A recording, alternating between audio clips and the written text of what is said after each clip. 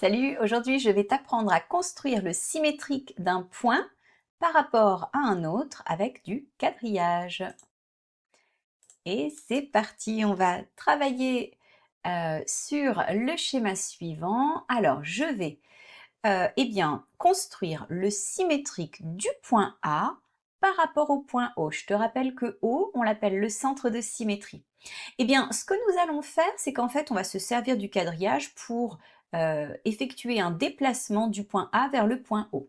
Donc ici, je vais effectuer le déplacement suivant. J'ai 3 carreaux ici vers la droite et 2 carreaux vers le bas.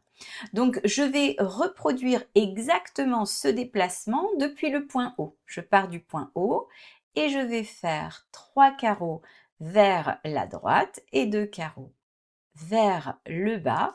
Eh bien, mon point A prime, qui est l'image du point A par rapport à O, du point, je ne sais plus où j'en étais dans ma phrase. Hop, allez, on recommence. Tout.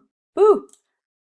Salut, je vais t'apprendre à construire le symétrique d'un point par rapport à un autre, donc dans une symétrie centrale, à l'aide d'un quadrillage.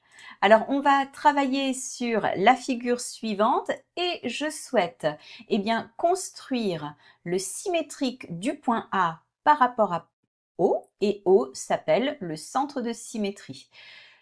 Et nous allons ici en fait travailler avec un déplacement du point A. Je regarde comment je dois me déplacer pour aller du point A vers le point O.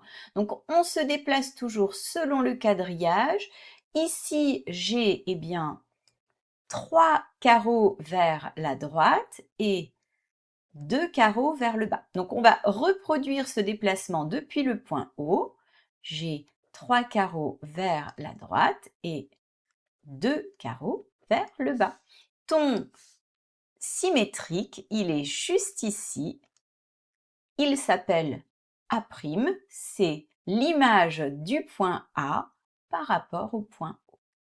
On va poursuivre avec une figure un tout petit peu plus complexe. Bon, franchement, tu vas voir, c'est pas plus compliqué. Ici, on va toujours faire la même chose, c'est-à-dire qu'on va regarder des déplacements pour aller jusqu'à haut, puis on va le faire en fait pour chaque point, d'accord? Allez, je commence avec le point C. J'ai 3 carreaux ici et 2 ici. Je reproduis la même chose. Et je viens placer l'image ici et je l'appelle C'. Alors je fais vraiment les choses une par une pour pas me tromper, hein. Ici, j'ai 3 carreaux vers la droite pour le point B, 2 vers le haut, 3 vers la droite, 2 vers le haut. Alors évidemment, quand tu as compris, hein, tu mets pas tes flèches hein, comme je les ai indiquées, parce que tu vas avoir une figure super surchargée. Hein. Le but après, c'est que tu puisses le faire juste en comptant et en te repérant. Hein. Alors 1, 2, 3, 4, 5 carreaux vers la droite, 1, 2, 3, 4, 5 vers le bas. Voilà, allez, on y est presque. Je place E'. Pour le point D, 1, 2, 3, 4, 5, 6, 7 et 2 ici. 1, 2, 3, 4, 5, 6, 7 et 2 ici. On a le point D'. Et il ne me reste plus que le point A. Donc ici, le point A. Hop là. On a 7 carreaux vers la droite, 2 vers le haut. Je peux aussi me servir du point B, hein, bien sûr. Donc 7 carreaux vers la droite et 2 vers le haut. Bon alors évidemment, hein, le but c'est pas d'avoir tous les tracés comme je l'ai fait, là c'est vraiment pour t'apprendre à le faire. Ensuite tu comptes avec tes doigts hein, tout simplement et tu ne viens placer que tes points.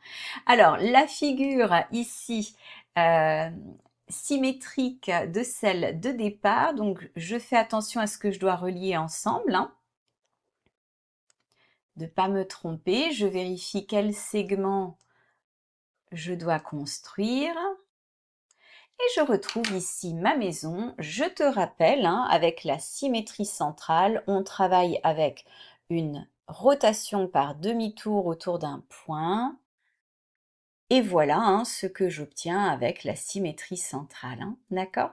Allez, moi je te dis à plus pour d'autres astuces.